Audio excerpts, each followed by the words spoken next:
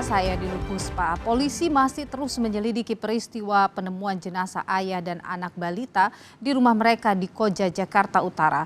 Kriminolog menyebut kasus ini polanya hampir sama dengan penemuan jenazah anggota keluarga di Depok dan Kalideres yang sempat menghebohkan publik. Misteri masih menyelimuti kasus penemuan jenazah ayah dan anak balita di rumahnya di Koja, Jakarta Utara. Polisi belum menemukan penyebab pasti kematian.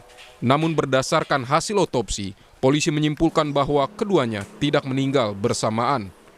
Polisi menduga sang ayah meninggal lebih dulu, 10 hari sebelum ditemukan warga. Sementara sang anak 3 hari sebelum jenazahnya ditemukan. Pada jenazah sang ayah tak ditemukan luka terbuka. Sementara pada jenazah anak terdapat luka pada bagian wajah, namun penyebab kematian belum disimpulkan. Hasil otopsi yang bisa kami sampaikan hari ini hanya menyebutkan usia kematian. Usia kematian dari korban bapak-bapak tadi adalah usia kematiannya sekitar 10 hari ke atas. Sementara anak berada di usia kematian 3 hari. Jadi ada perbedaan usia kematian.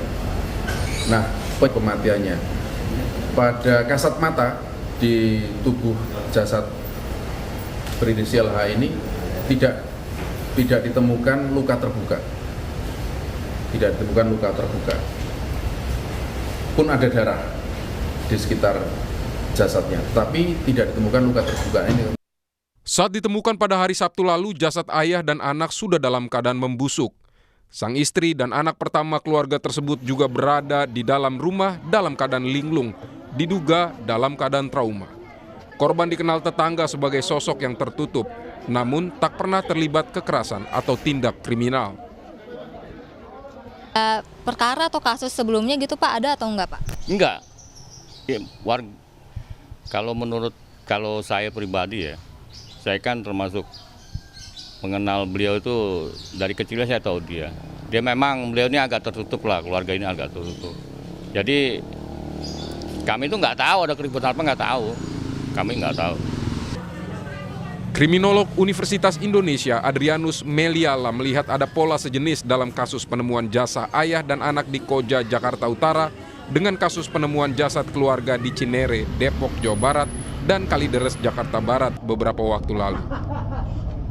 Jadi 3 itu, ya. Pertama adalah